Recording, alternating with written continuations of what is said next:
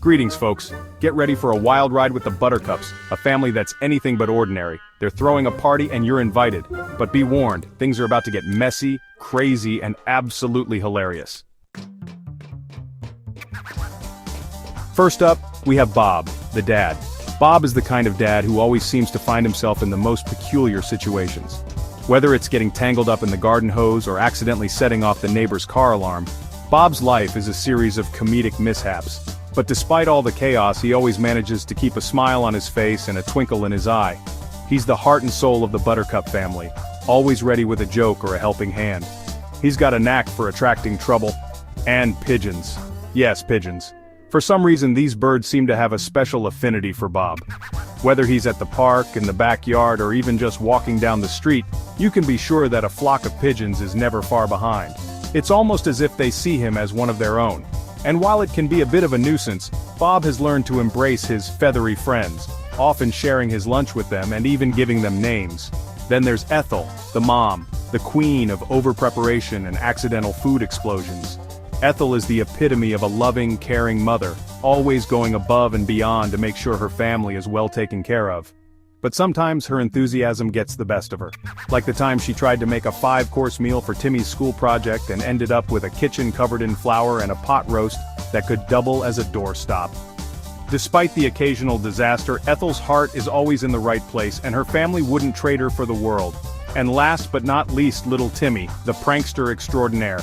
Timmy is the youngest member of the Buttercup family and he's got a mischievous streak a mile wide.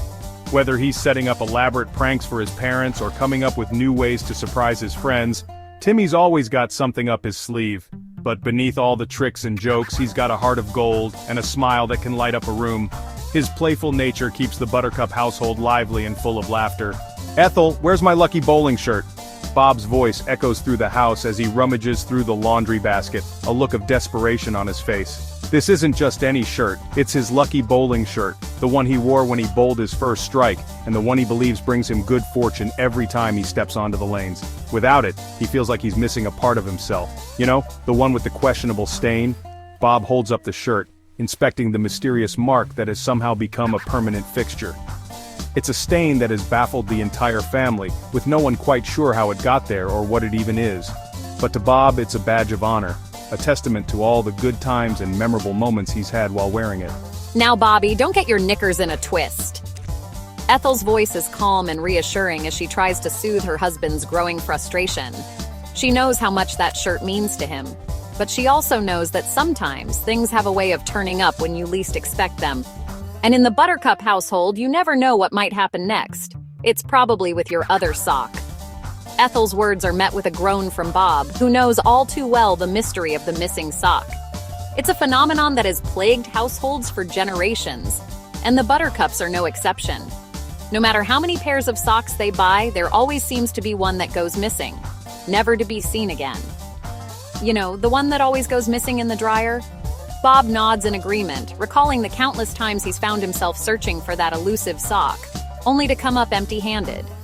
It's as if the dryer has a mind of its own, swallowing up socks and spitting out mismatched pairs. But in the grand scheme of things, it's just another quirk of life in the Buttercup household. Maybe the dog took it for a joyride again. Timmy's voice rings out with a hint of amusement as he points to their mischievous dog, who has a penchant for stealing socks and other household items. The Buttercup family's furry friend is always up to some kind of mischief, whether it's hiding shoes, chewing on furniture, or, in this case, taking Bob's lucky bowling shirt for a spin around the yard. It's just another day in the life of the Buttercups, a family full of love, laughter, and a little bit of chaos.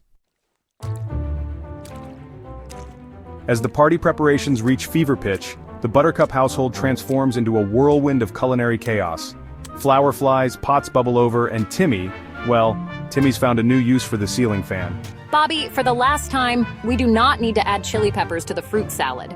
But Ethel, it adds a certain je ne sais quoi. Incoming sausage delivery, heads up!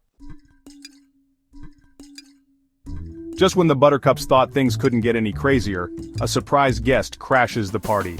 And no, it's not your friendly neighborhood Spider-Man. Awesome, a party animal after my own heart. Robert, get that varmint out of my kitchen. It's probably carrying rabies. Relax, Ethel, he just wants some punch. Don't be so uptight. As the guests arrive, the Buttercups' living room transforms into a minefield of social awkwardness. The Buttercups, known for their eclectic taste and love for hosting, have invited a motley crew of characters, each bringing their own brand of peculiarities to the gathering. The living room, adorned with mismatched furniture and quirky decor, sets the stage for an evening of unexpected interactions and humorous mishaps. From outrageous outfits to questionable conversation starters, it's a recipe for comedic disaster. The guests, each trying to outdo the other in terms of eccentricity, create a vibrant tapestry of clashing personalities and styles.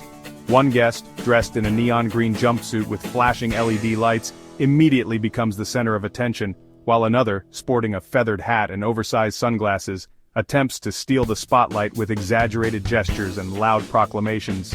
Guest 1, "So I told my husband Herbert, if you think I'm wearing that hideous Hawaiian shirt to the company picnic, you're sorely mistaken." Her voice, dripping with disdain, cuts through the chatter, drawing curious glances from nearby guests.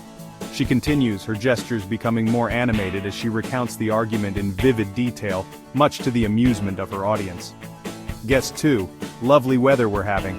The comment, though innocuous, seems to fall flat in the midst of the more colorful conversations happening around the room. The guest, undeterred, tries to engage others in small talk, but finds it increasingly difficult to compete with the more boisterous personalities. Reminds me of the time I went fishing with my pet parrot, Polly. The guests' eyes light up as they launch into a detailed story about their feathered companion. Polly, a bright and talkative parrot, had a knack for getting into trouble, and the fishing trip was no exception. The guests' animated retelling of Polly's antics, from stealing bait to squawking loudly at passing boats, captivates those within earshot. She loved to eat worms, you know. The guests' fondness for Polly is evident as they describe the parrot's peculiar dietary preferences. The image of a parrot happily munching on worms elicits a mix of reactions, from amused chuckles to expressions of mild disgust. Guest 3. "Excuse me, does anyone have a toothpick?" The request, seemingly mundane, takes on a life of its own as the guest embarks on a quest to find a toothpick. They approach various groups, each time met with puzzled looks and polite refusals. The search becomes a running joke, with other guests offering increasingly absurd alternatives, or perhaps a small grappling hook. The guest's follow-up request, delivered with a straight face, leaves the room in stitches. The absurdity of needing a grappling hook at a social gathering is not lost on anyone, and the guest's deadpan delivery only adds to the humor. This spinach dip is tenacious. The guests' struggle with the dip becomes a focal point of the evening, as they valiantly attempt to scoop up the stubborn mixture. Their exaggerated efforts and humorous commentary turn a simple snack into a source of entertainment, with other guests joining in to offer tips and encouragement. Despite the awkward encounters and bizarre moments, the Buttercups party is a resounding success. The guests, each bringing their own unique flavor to the mix, create an evening filled with laughter, unexpected connections, and memorable stories. As the night draws to a close, the Buttercups look around their living room, now buzzing with energy and camaraderie, and can't help but smile. In the end, it's the quirks and oddities that make their gatherings truly unforgettable. The tension mounts as Ethel unveils her piece de resistance, a towering blueberry pie, baked with love. And perhaps a touch too much baking soda. What could possibly go wrong? Covered in blue goo, eyes twitching. "My pie, my beautiful blueberry pie, ruined!" Licking pie filling off his face. Well, at least it wasn't the chili-infused fruit salad. As chaos reigns supreme, it's up to the most unlikely hero to save the day. Enter Timmy, armed with nothing but a mischievous grin and a fire extinguisher. Coughing, but with a triumphant grin. "I always wanted to redecorate." As the blue cloud settles, the Buttercups and their guests survey the scene. The once vibrant party area is now a sea of blue goo, with remnants of decorations and party favors scattered around. The Buttercups, known for their extravagant and unpredictable parties, seem unfazed by the chaos that surrounds them. Instead, they take a moment to appreciate the unique aftermath of their latest celebration. Everything is covered in blue goo, but somehow, it doesn't seem so bad. The goo, with its shimmering texture and vibrant hue, adds a whimsical touch to the scene. The guests, initially shocked, begin to see the beauty in the chaos. They start to laugh and play, realizing that this unexpected turn of events has made the party even more memorable. Laughing. Well, that was memorable. The laughter spreads like wildfire, and soon everyone is joining in, their spirits lifted by the shared experience. The Buttercups, always the life of the party, lead the charge in turning the cleanup into another round of fun and games, brushing blue goo off his toupee. Indeed! The guests follow suit, using whatever they can find to clean up the goo, but not without a few playful splashes and goo fights along the way. The scene is a perfect blend of chaos and camaraderie, with everyone pitching in and making the best of the situation. I haven't had this much fun since Polly and I went water skiing. The memory of that adventurous day brings a smile to everyone's faces, reminding them of the many wild and wonderful times they've shared together. The Buttercups parties are always full of surprises, and this one is no exception. Smiling despite the disaster. You know what? They're right. The guests look around, seeing the joy and laughter that the blue goo has brought. It's a reminder that sometimes the best moments come from the most unexpected places. The Buttercups have a way of turning any situation into a celebration, and this is no different. It's not a Buttercup party without a little chaos. The guests nod in agreement, embracing the mess and the memories it has created. As they continue to clean up, they share stories and laughter, knowing that this is a party they will never forget. The Buttercups have once again proven that their parties are not just about the decorations or the food, but about the joy and connection they bring to everyone involved. And so, as the sun sets on another unforgettable Buttercup gathering, one thing's for sure. This is one family reunion that'll be talked about for years to come. Until next time, folks.